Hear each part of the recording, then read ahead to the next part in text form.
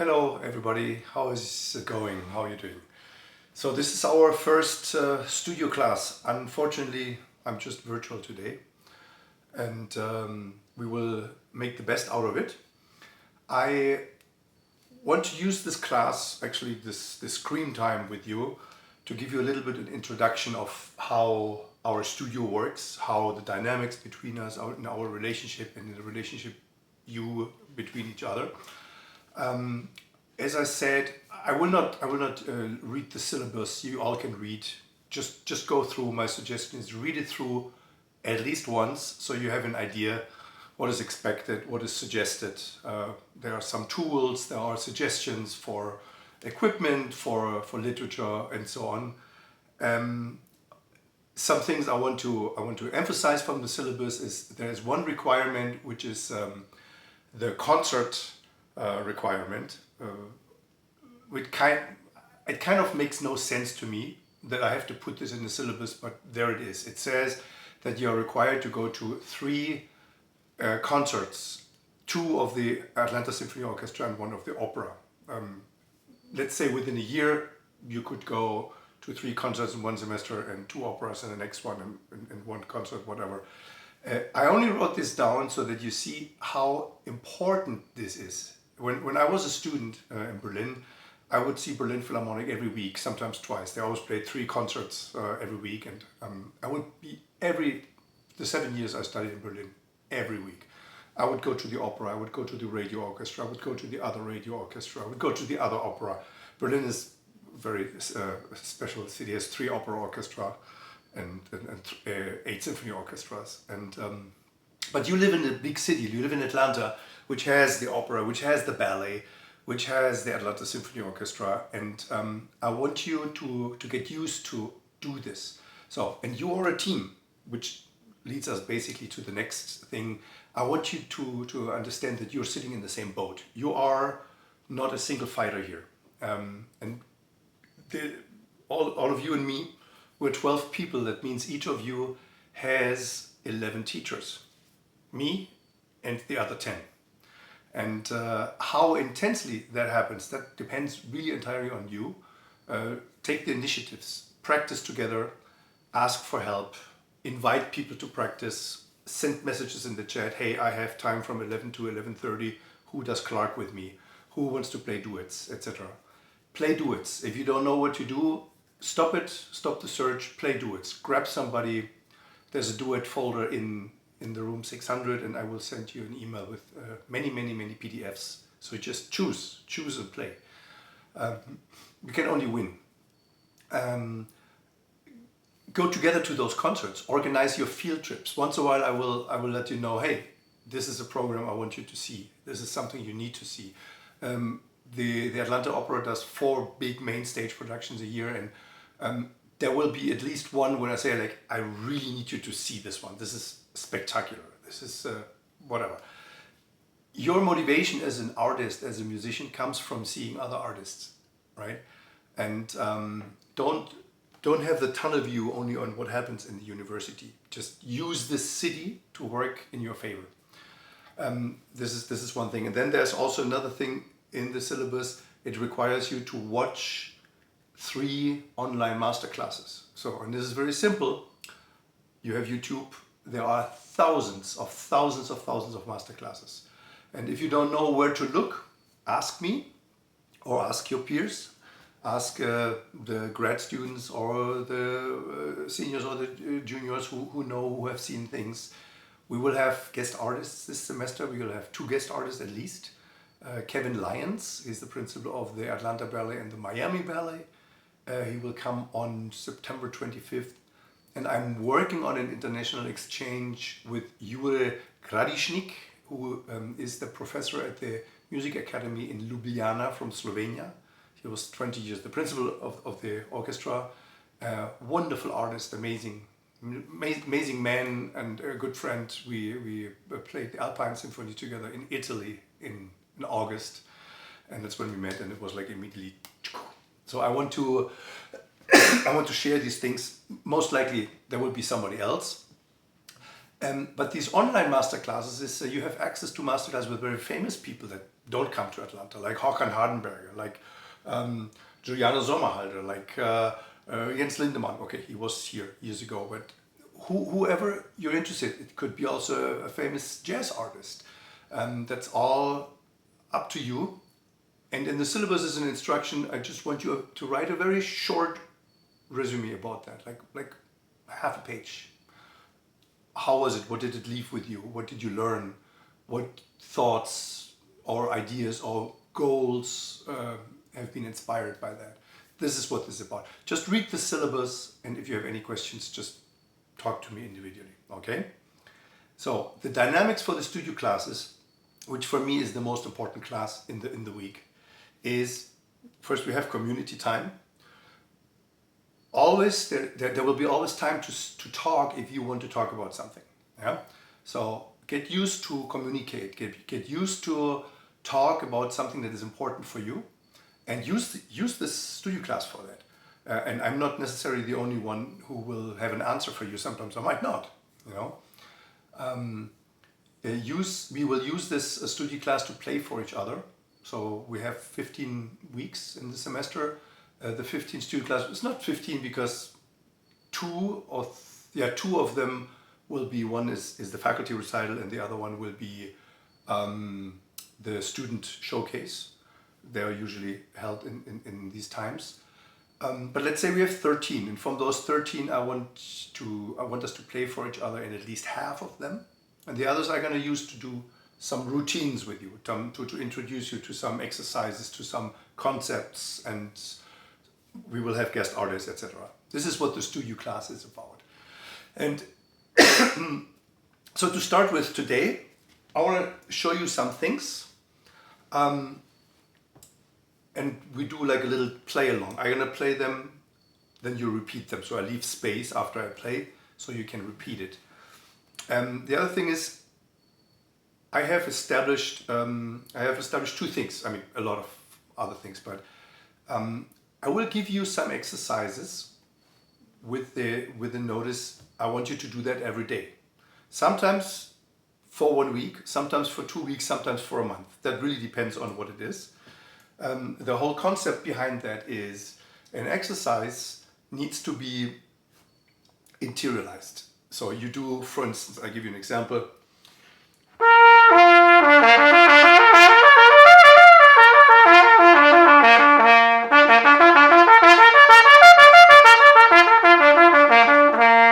So you do an exercise like that, you do it today, and then you do it again on Friday.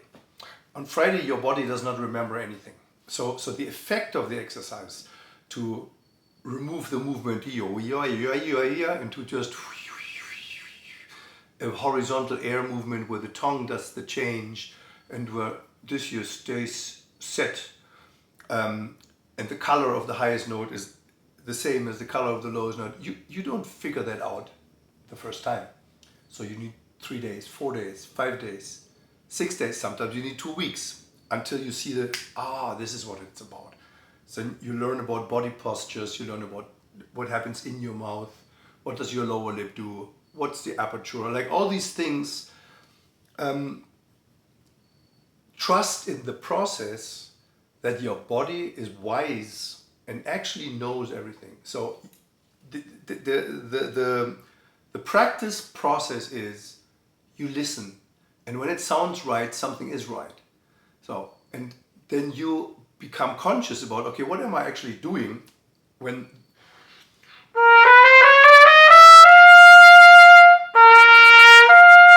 the color of the G is the same as the C. Why is it? Why is it not squeezed? Why is it? Or because my tongue is there, because my lower lip is there, because my chest is here. It's kind of the horse from the back.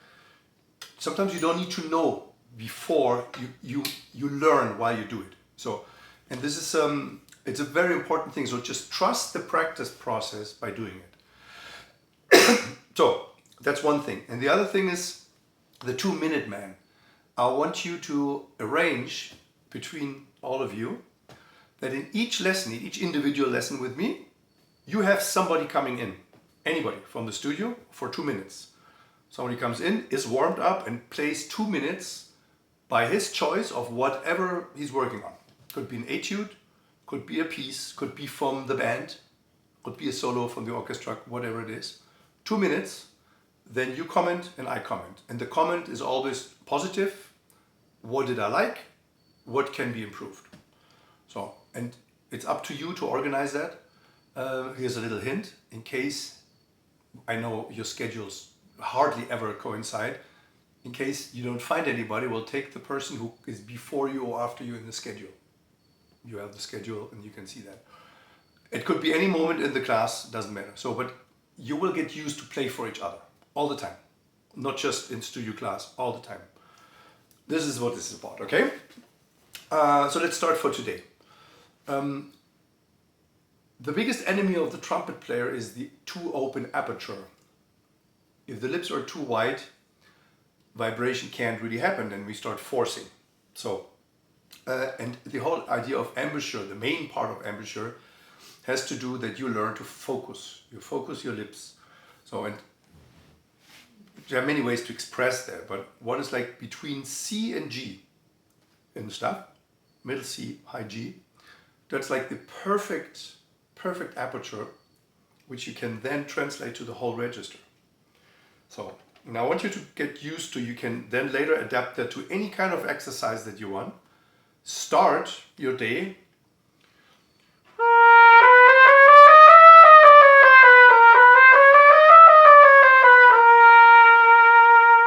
And the idea is the higher note has the same sound as the first one. So C to F sharp, which comes from Clark 1, as you know.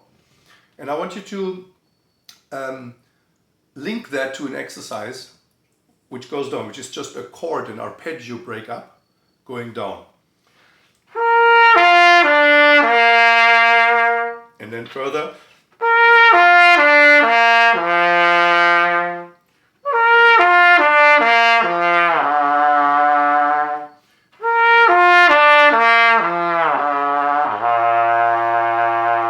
So an arpeggio break down 2 octaves. But we play the first octave complete and then we build up the other ones. And I'm gonna play and you just repeat, okay?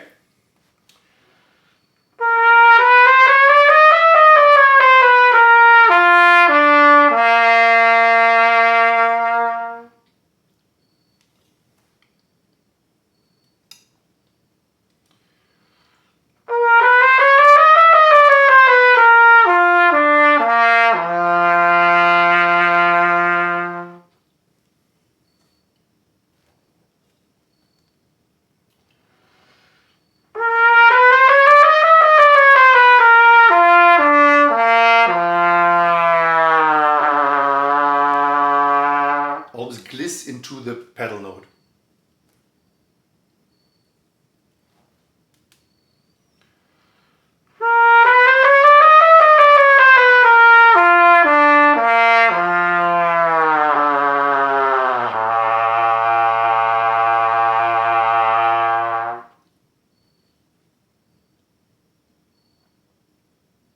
Okay, and now we go down. Next one is B. And when you do this by yourself, I kind of structured it a little bit today. From when we go down from C until G, like chromatically, we don't want to surpass the G. So you just want to be comfortable, really easygoing, kind of massaging. The idea of high register is not effort into the lips. And then from the F sharp on, we're going to go higher. With each scale, we go half a note higher, okay?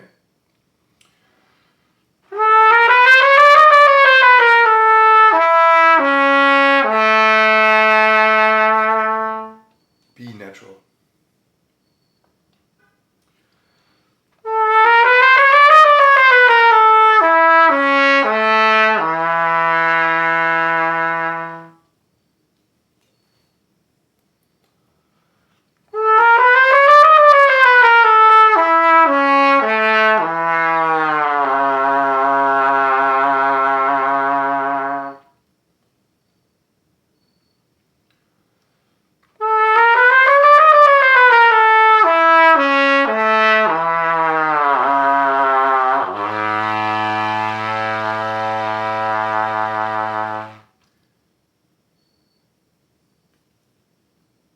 Okay? And here's another little hint. The positions for the pedal notes. The pedal notes below F sharp, between F sharp and C, you use the same positions as an octave higher. I do the C with 1, 2, 3. Some people do it open. Up to you. Between low B and G, it's all open. And from low F sharp to the low C, it's again same position as in the lowest octave. We will figure that out. B flat.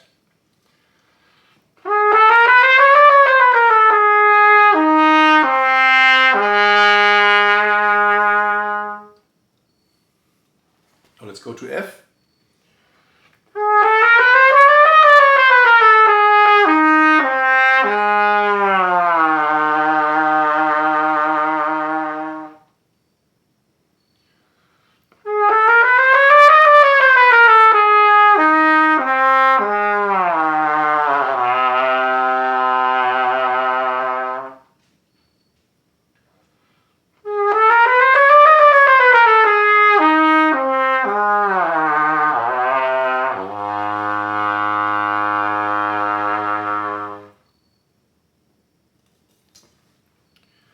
The idea is that when you go into the pedal notes, they get lighter, they don't get louder, and you don't change anything here. Okay? So you learn what the tongue does and the airspeed. Now we go until from A.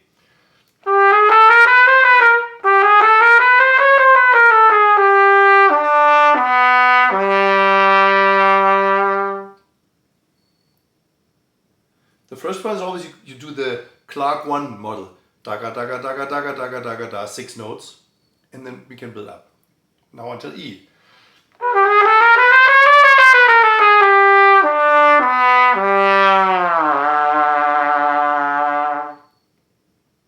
Now until F.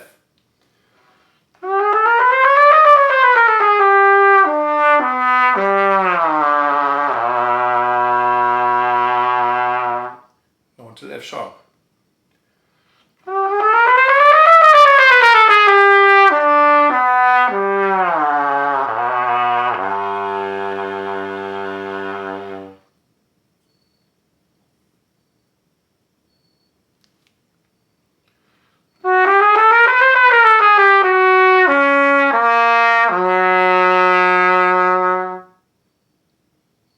Now until E flat.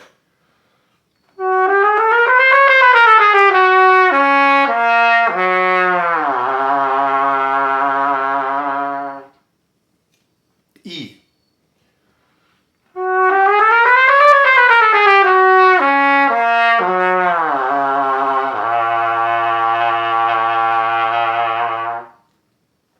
F.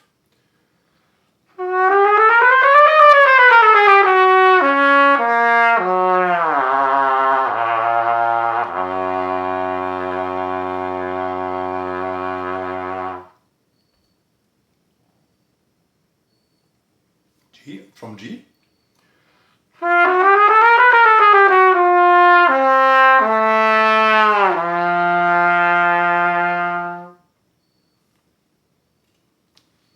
Until D.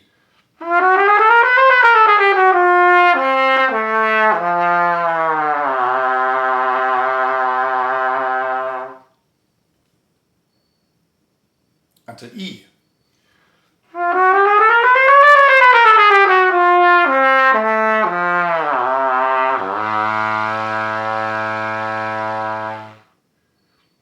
Until F sharp.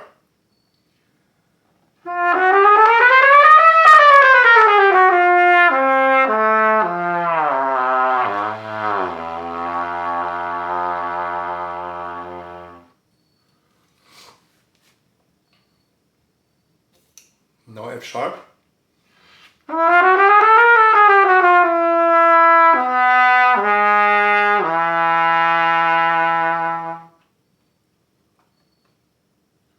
Now until F sharp.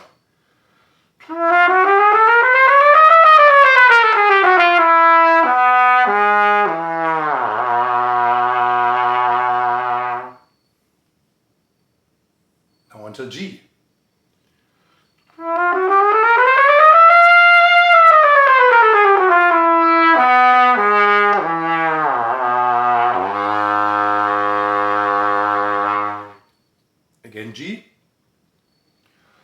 Now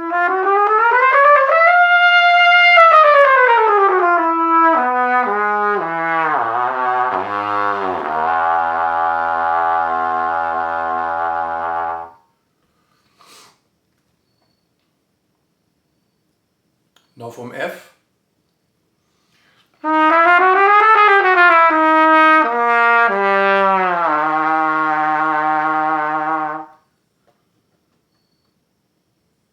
Now to the high F.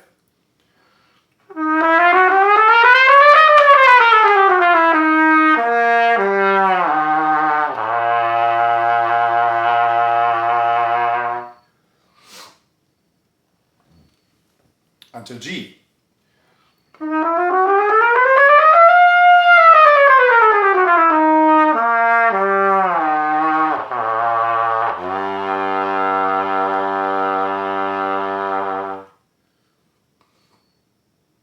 G sharp.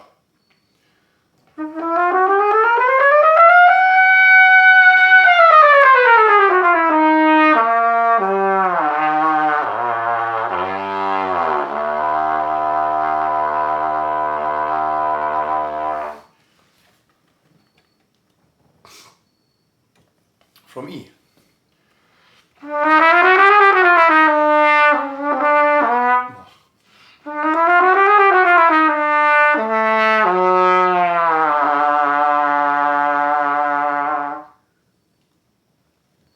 So the first one is the Clark 1 figure. Taga taga taga taga taga taga da. Now the second one is the octave, and then we go up.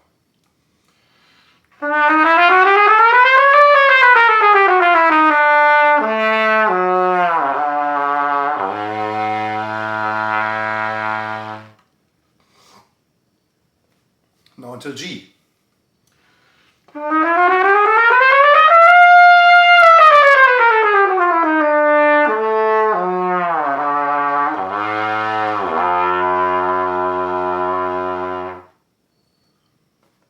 Now until A.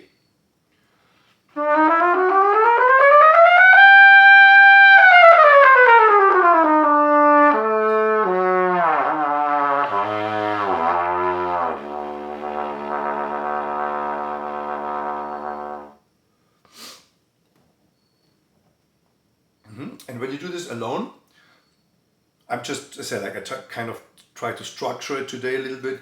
You can go kind of random. You can do them all until, if you start from E until A, how you feel. But you don't want to ever feel fatigue with this. It should be just floating. E flat.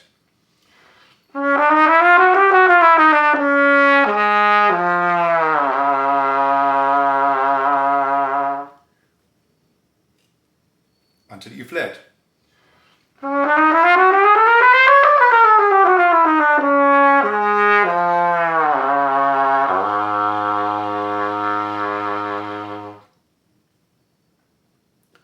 Until G.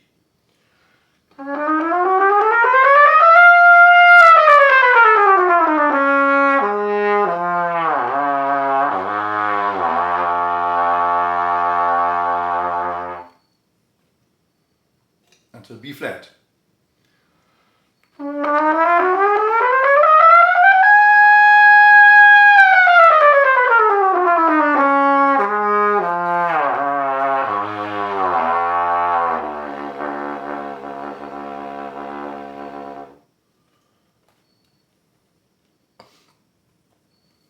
D.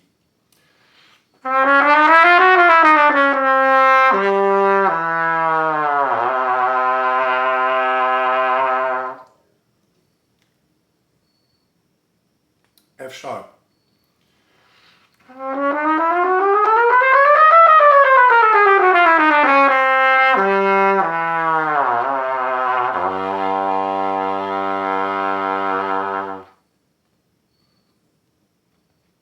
A.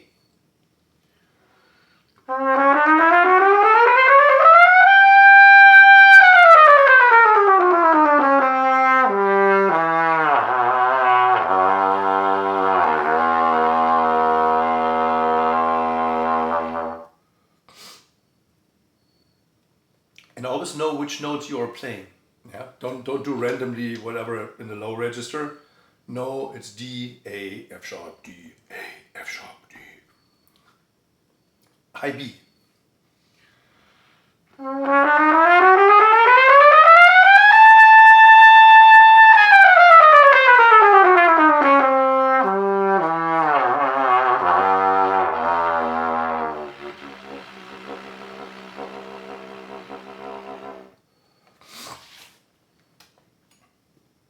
And then if in this process you're ghosting some notes, maybe the high note doesn't come out, don't force it. Just let it not come, or if the low note doesn't come out, that's completely fine. You will get there. You massage into your embouchure and into your tongue feeling that actually we're ending up in 4 octaves difference.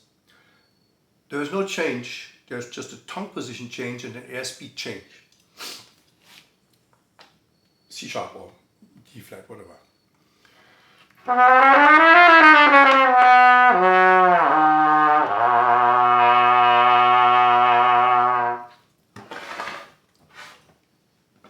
Until F.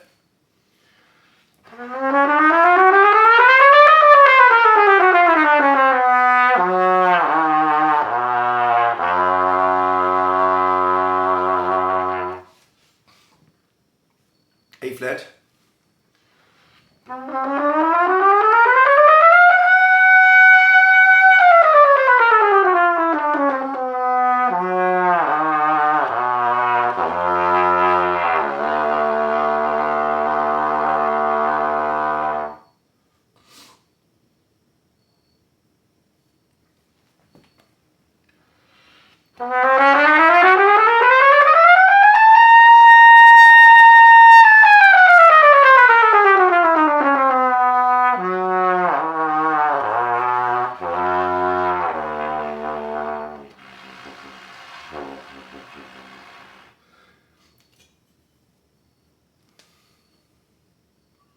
And sometimes there are days when they don't come out, and sometimes they sound amazing, and then the high notes don't, and then eventually you find it.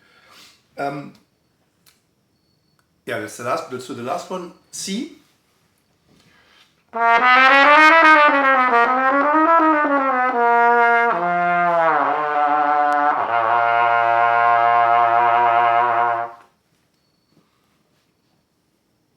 Until E. No, until G.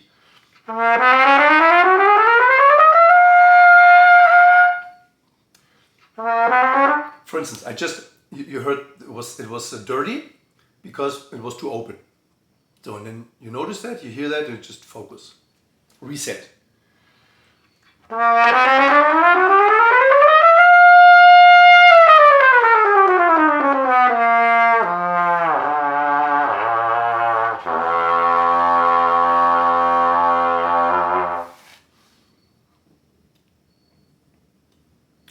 Until B flat.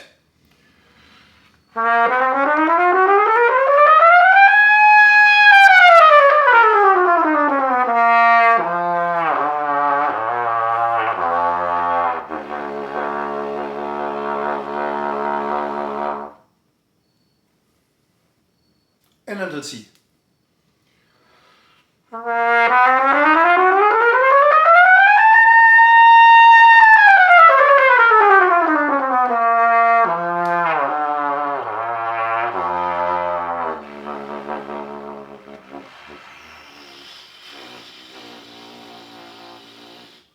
Today I don't have a double pedal C. Okay, and just play with this. Take this as a game. This is a game, like a warm-up game. So instead of starting the day and going down, there are good things about that. Yeah? Starting the day with going down and then going up. There is a danger sometimes when we go down, we open up too much, and we will get there. I will show you how to learn to focus when you go down. But sometimes it just happens that over days or weeks or months, you get used to go down and you open up too much. So, and then that becomes a habit. Talking about habits, everything you do every day becomes a habit. And a habit becomes an autopilot. That means when you're on stage or in a serious situation, your body does what your body is used to. I mean, kind of self-explaining, isn't it? And our task as performers is to be very smart observing ourselves, that everything you do is not just like, whatever, like, and then done. So and it's dirty. It's always like a little bit dirty. I guess what you get used to always play dirty. And it's not because you're lacking talent, it's just like that is what you've been practicing. You were not just really there. So practicing is really, for instance, this. You do this 500 times every day. Trust me, in 1 week you hear a difference in your sound. In 1 month, you notice that when you play in the band, in the orchestra, and there comes an entrance, you don't think, you just play. Breathe, go, right? It's because a habit is the strongest thing that we can develop. So, and by doing this exercise, you will really notice how your embouchure can be focused in the whole register. And then that will explain, for instance, how an exercise like this, the etude from Clark 1 at the end, which goes over 2 octaves, how that is possible without big change.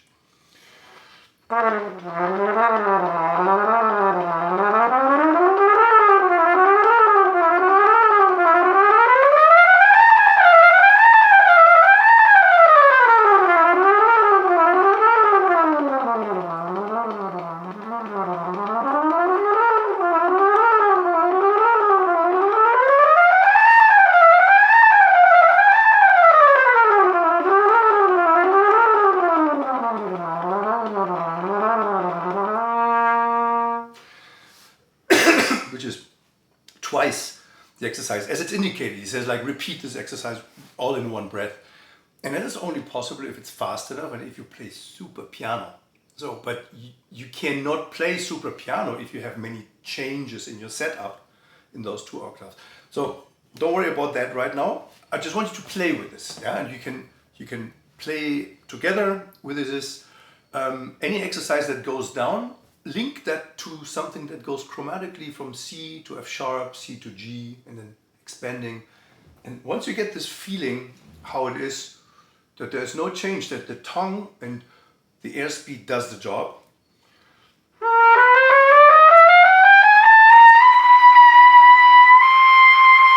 You heard it became a little bit ugly. That's when you stop. Don't force it through. It's because something in the position isn't right. And that is where you become pragmatic. Pragmatic is you learn from an experience and then you change it. So.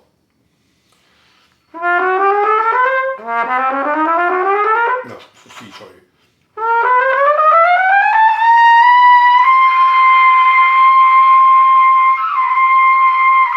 And it's still ugly. Why? Because the lower lip position is wrong.